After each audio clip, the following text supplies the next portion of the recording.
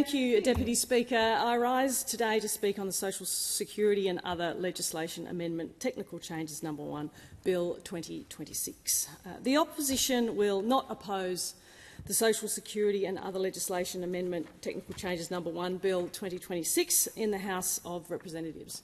However, we do hold concerns on some aspects of the bill before us today. The Coalition has always taken the view that Australia must maintain a strong, fair and sustainable social services safety net. Few countries in the world provide the level of support that Australian taxpayers fund for people who are out of work, facing hardship or experiencing family breakdown. That's something Australians should be proud of. However, we must also never lose sight of a fundamental truth. Our social services safety net is not a bottomless resource. It's built on the sacrifice of millions of hard-working Australian taxpayers. It exists because Australians go to work, run small businesses, invest, take all the risks and contribute to the national economy. We therefore have a responsibility to manage the system very carefully and responsibly through disciplined economic management. We have a responsibility to future generations who will be left to shoulder the long-term fiscal consequences of the decisions that we make in this place today. At its core, a well-designed income support system must provide a robust and sustainable safety net. It must protect the most vulnerable. That is how we are judged as a society. It must support people through genuine periods of hardship. And it must enable pathways to independence and self-reliance. Our focus should always be on helping more Australians move into work and contribute to strengthening the economy. That is the Liberal way. Not on keeping people permanently connected to the welfare system. Our welfare system must be fit for purpose today and properly equipped to meet tomorrow's challenges. While in government, the Coalition demonstrated that it's possible to strengthen the safety net while managing public finances responsibly. And through disciplined economic management, the Coalition delivered the largest permanent increase to the JobSeeker income support payment at the time. In April 2021, the Coalition increased working age payment rates, including the JobSeeker payment, by $50 a fortnight, and permanently increased the income-free areas to $150 per fortnight. These changes were specifically designed to support job seekers as they secured employment and re-entered the workforce. During the height of the COVID-19 pandemic, the Coalition government also provided $32 billion in emergency support payments to protect Australians through an unprecedented economic shock. That support was delivered quickly, responsibly and at scale, while maintaining a clear focus on recovery and economic participation and being temporary. Deputy Speaker, the Coalition also recognises the integral role that the child support scheme plays when families break down, particularly under pressure right now. Child support exists for one reason, and that is to ensure, no matter where children live or with whom they live, the children affected by family breakdown remain financially secure. The Coalition makes no apologies for supporting strong and, where necessary, tough measures to ensure child support is paid.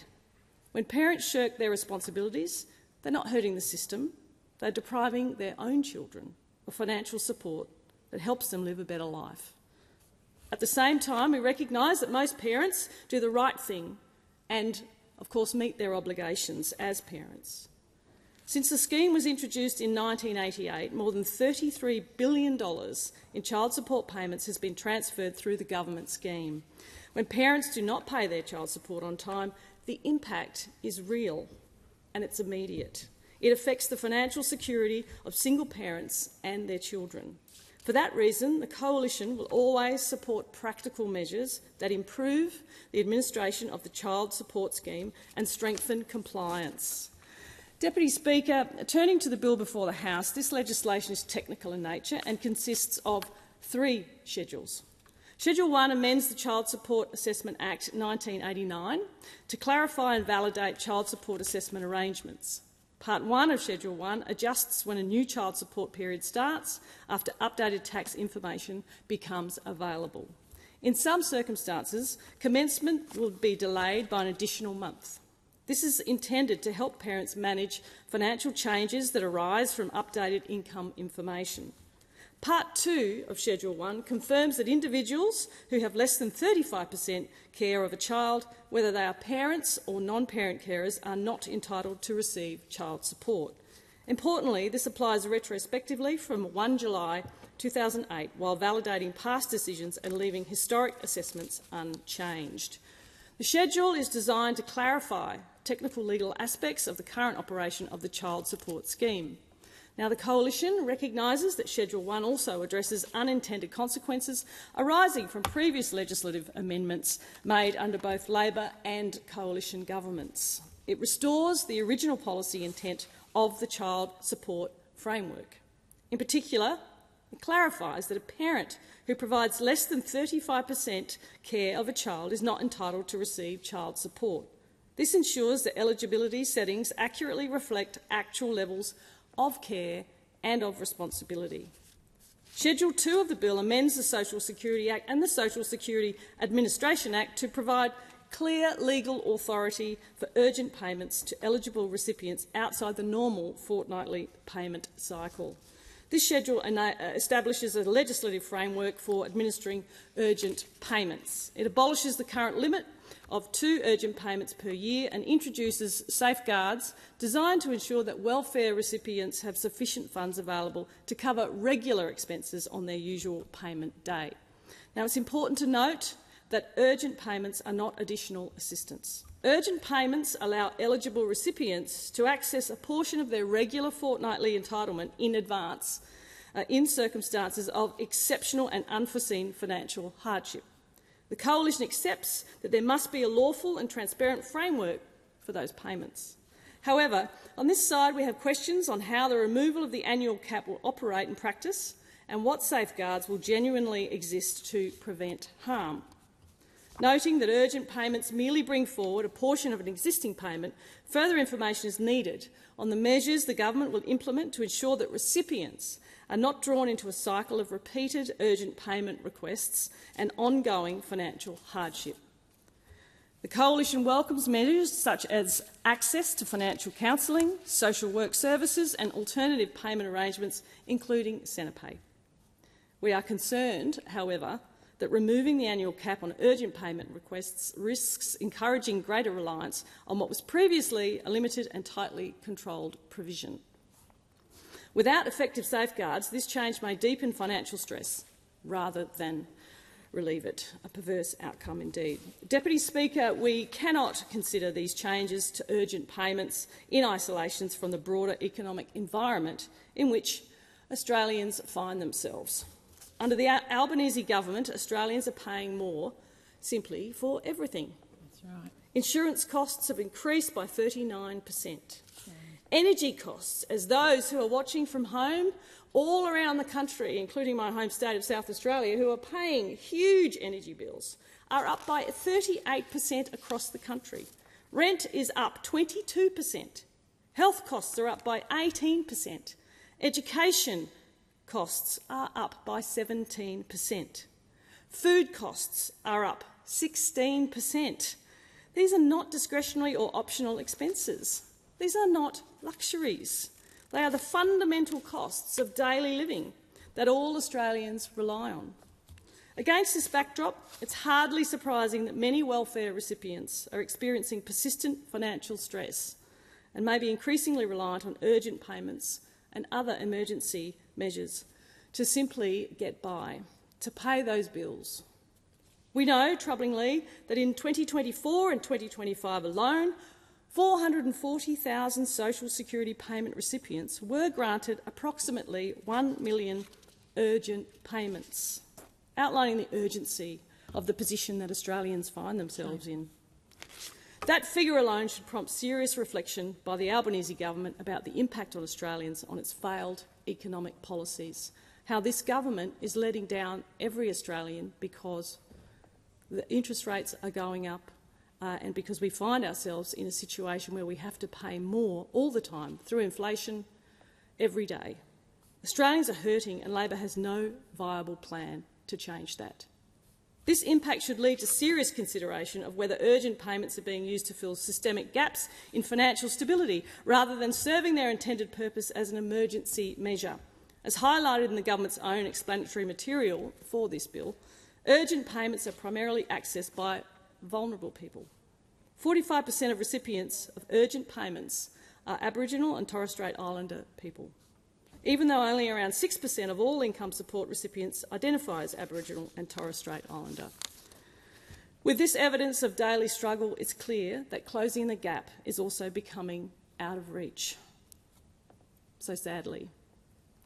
This raises serious and legitimate questions about how these changes will operate in practice, particularly in vulnerable and in remote communities. The government must explain what concrete measures it has implemented to prevent urgent payments from being exploited or diverted toward harmful activities, including gambling and excessive alcohol consumption, especially in the Aboriginal and Torres Strait Islander communities. Remembering that I'm representing in the lower house here today Senator Karen Little, who is herself an Indigenous Australian. It must also explain how it will ensure that the promised supports, including financial counselling and access to social work services, will be available to all Australians who need them, regardless of where they live. The Coalition calls on the government, we call on the government to guarantee that the changes in this bill will not have a negative impact on our most vulnerable Australians, those who need the most help. They need a hand up, particularly those living in remote and regional areas. And I'm sure the member for Durack, who's here in the chamber, will agree with all of the words that I'm talking about right now when it comes to the constituents in her electorate. Schedule 3 of the bill amends the Social Security Act to clarify how employment income is attributed when calculating a person's rate of social security payment.